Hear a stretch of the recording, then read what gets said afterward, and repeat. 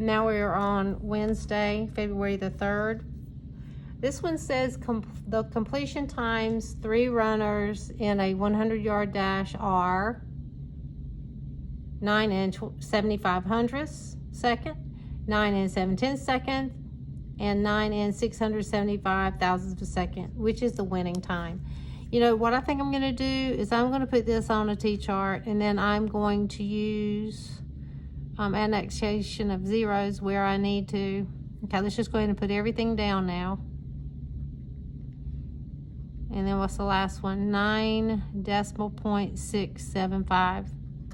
Now, which is the winning time? And keep in mind, if we're looking for the winning time, we're looking for the least amount. Which one is the, because you're running a race, the least amount. So since this is in thousandths, I'm going to annex 1 0 there. It's now 750 thousandths. I didn't change its value. I'm going to annex 2 zeros here, and now that's 700 thousandths. Our 9s match up, but it's right here. You're looking for the least one. So which is the winning time? It's going to be this one that has less time.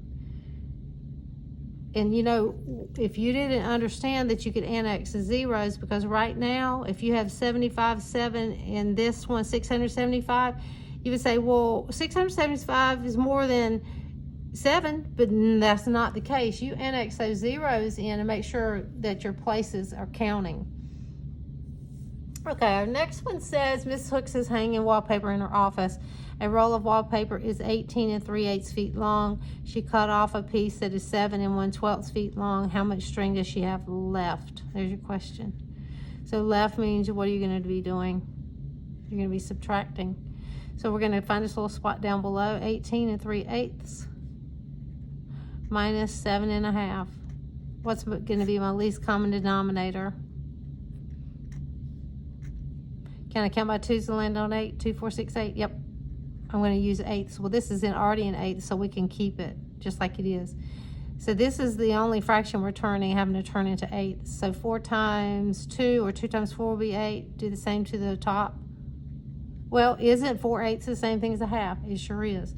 Okay, so now, here we go. This is where it gets interesting. We always start from the top to the bottom when we're subtracting.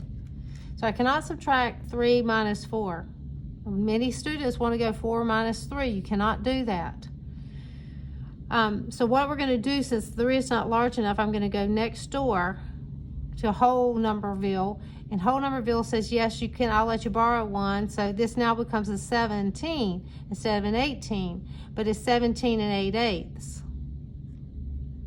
So the 8/8, when it goes back over the wall, it will combine or add to the 3/8. So now I have 17. And the 8/8 plus 3/8 is 11/8, and you're taking away 7 3/8.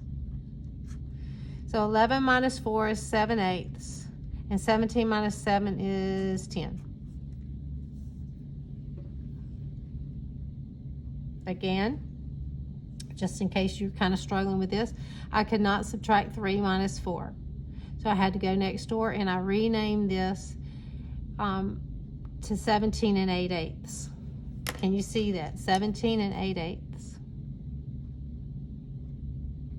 This 8/8 was added to the 3/8, which gives me 11/8. And you just subtract. All right, so our next problem is dealing with dividing with decimals. Now, we've had a little bit with this, but not a ton. The very first thing you need to do is make sure you are setting the problem up right. Since this is the beginning of the number sentence, which is going across, it always drops in the house. 5 4/10 here and 6/10 here. Now we have a little problem here. We know that 6 is 6/10, and this number must be a whole number. So the only way I can turn this into a whole number is if I multiply this times 10 and I move the decimal to the right, because now it becomes 6 wholes. But what I do to my my divisor, I must do to my dividend. So this has to go a times 10, 1 jump here. Now clean it up. This is 6 divided into 54. And my answer is exactly 9. Always show your work, please. Always. Okay, now we're going to go ahead and work the next problem. Same thing.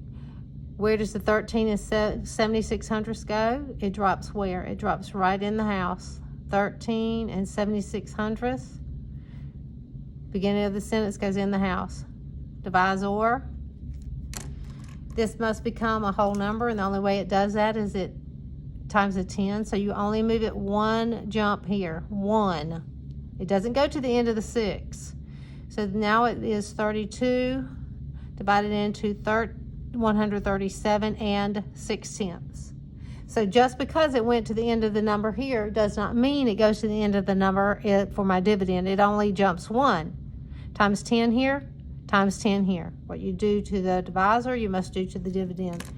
And now this decimal point shoots straight up and I can carry out my division. All right, 32 will divide into 137. I'm just going to take a guess to begin with. And let's see if that gets me close. There's no regrouping. 4 times 2 is 8. 4 times 3 is 12. Yep, 128.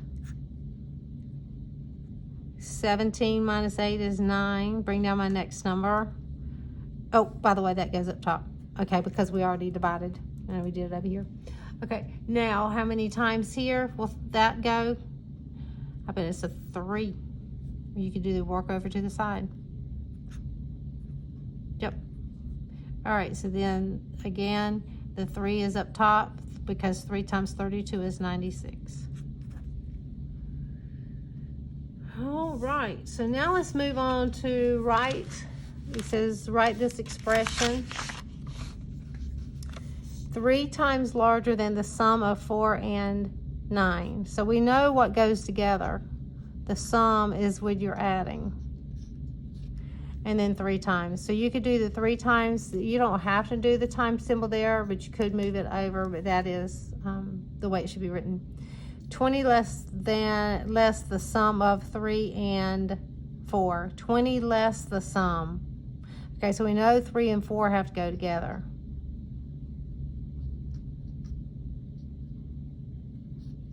$20 less the sum. Yep. 20 less the sum.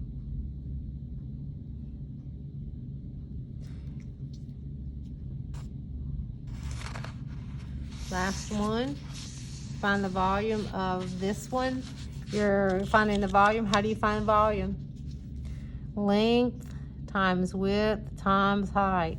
And you've got all of these dimensions. So it's 2 times 4 times 3. 2 times 4 is 8. 8 times 3 is 24 centimeters cubed.